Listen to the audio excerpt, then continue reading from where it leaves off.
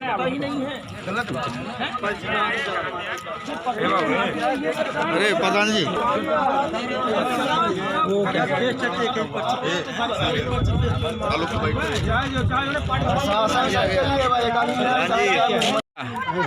उसको दिखाइए। फेंक दिए। अच्छा तुम ही लोग पाए हो? बहुत बच्चे पाए हैं। कितने बच्चे?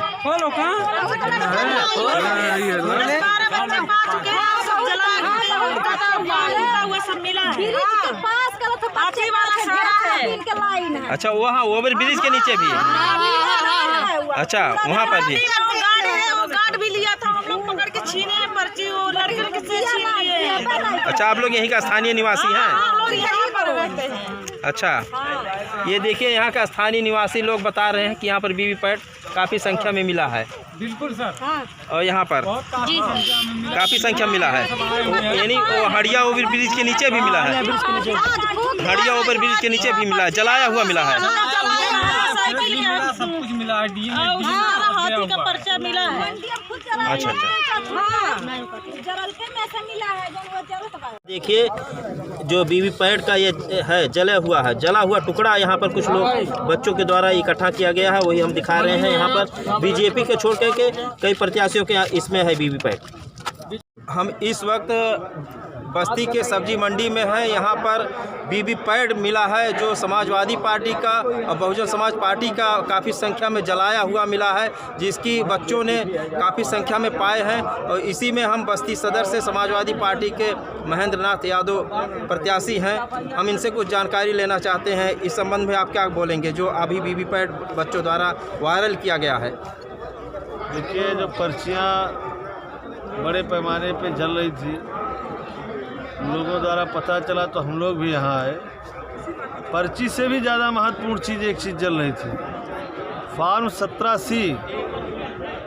फार्म 17C एक ऐसा है कि जो पीठासीन अधिकारी उस पर रिकॉर्ड करते हैं कि हमारी जो है ईवीएम मशीन का नंबर क्या है, कितना वोट पड़ा हुआ है, कितना पुरुष पड़ा है, कितना महिला, वो मशीन के साथ जमा होता है। और भारत निर्वाचन आयोग ने व्यवस्था दे रखी है कि जो भी लोग चुनाव लड़ रहे हैं उन प्रत्याशियों का जो एजेंट हो उनको फार्म 17C की कॉपी दी जाए, ताकि वो जब काउंटिंग कराने आवे तो उससे मिलान कर सके कि उनकी वही मशीन है या दूसरी मशीन है। अगर गड़बड़ होने पे वो चैलेंज कर सके। पूरे जनपद में लगातार सुबह से लेकर के सबको, सारे एजेंटों को बता दिया गया था, और शाम को जब सारे पीठासीन अधिकारियों से मांगा जाने लगा कि फार्म 17C की कॉपी हमको दो, हम दिन भर आपके साथ जो वोट पोल कराए हैं तब हम सील होने देंगे। एक भी पीठासीन अधिकारी ने 17C नहीं दिया। सबने कहा कि ऊपर से मना है, डीएम साहब ने मना किया, एडीएम साहब ने मना किया, हम फार्म 17C नहीं देंगे। और इनके जो फोर्स के लोग थे, चूँकि फोर्स के लोग सुबह से ही मनमानी कर रहे थे, पक्षपात कर रहे थे और भारतीय जनता पार्टी के एजेंट के रूप में काम कर रहे थे। एजेंटों को वो जहाँ कमरा था, जहाँ पोल हो रहा था, उससे कम से कम 50 मीटर की दूरी पर बैठा थे। बताइए, भारत निर्वाचन आयोग ने व्यवस्था दे रखी है निष्पक्षता के लिए कि एजेंट वहाँ थोड़ी दूरी पे रहे, जिससे जो मतदान कराने वाले हैं पहले मतदान अधिकारी नाम को पढ़ करके बोलें, जिससे वो एजेंट उसको वेरीफाई करे कि हाँ ये आदमी सही है या कि गलत है। अगर वो गलत कर रहे हैं, अब इसमें कितना सफलता मिली है ये तो आने वाला वक्त ही बताएगा। क्योंकि अगर फार्म 17C दूसरी जगह मिल रहा है जो कि ईवीएम मशीन के साथ होना चाहिए, तो ज़रूर इस पे प्रश्न चिन्ह लग रहा है। दूसरा, आप देखिए दीवार टूट जाना, कल तक दीवार ठीक थी, आज दीवार टूट जाना, ये भी एक अजीबोगरीब मामला सामने आ रहा है। तो कुछ प्रूफ आप पेपर दिखा रहे हैं, वो कौन सा पेपर क्या है? ये फार्म 17C है, वहाँ जल रहा था, सामने दिखाइए। और ये जो बस्ते पे सील होता है ये लगाया, ये सब था, यही सब लोकतंत्र की हत्या है। इससे पीछे देखिए साइन सिग्नेचर भी हो रखा है एजेंट का। एजेंट का देखिए, ये देखिए जिला प्रशासन की मिली भगत है। ये है 308 कप्तानगंज धररिया धररिया प्राथमिक विद्यालय धररिया का धररिया का मतदान का दिनांक ये है।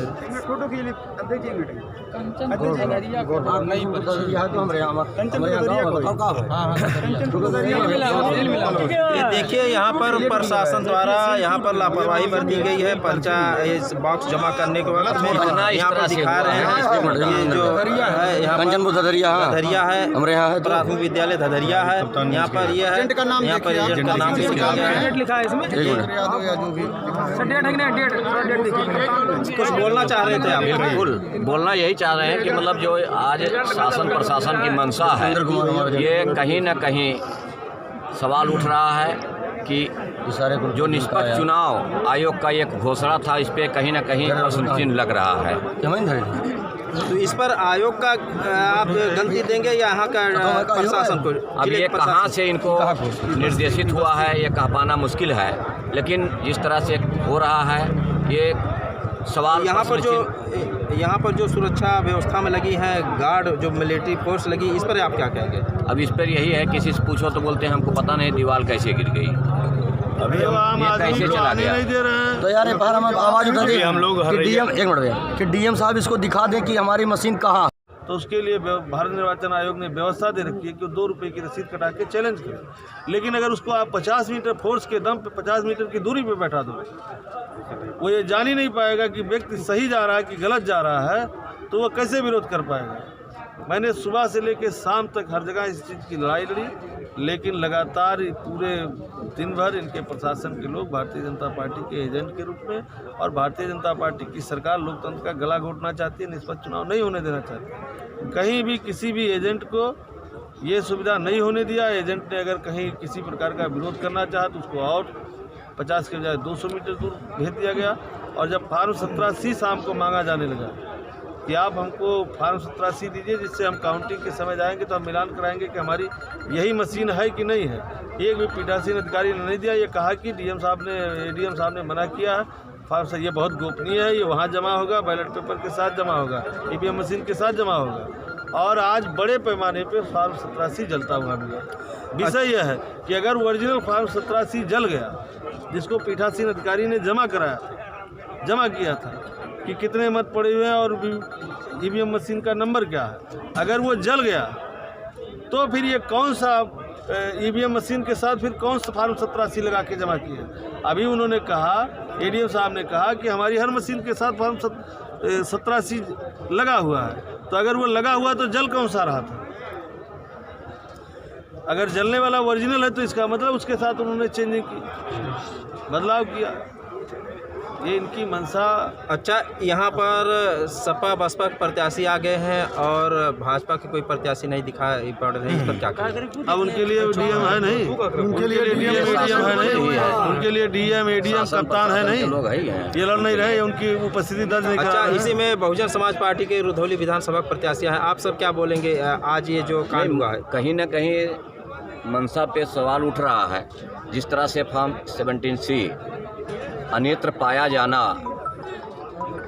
तो ये शासन प्रशासन के ऊपर मंशा है, कहीं ना कहीं ये किसी न किसी तरह से गड़बड़ी।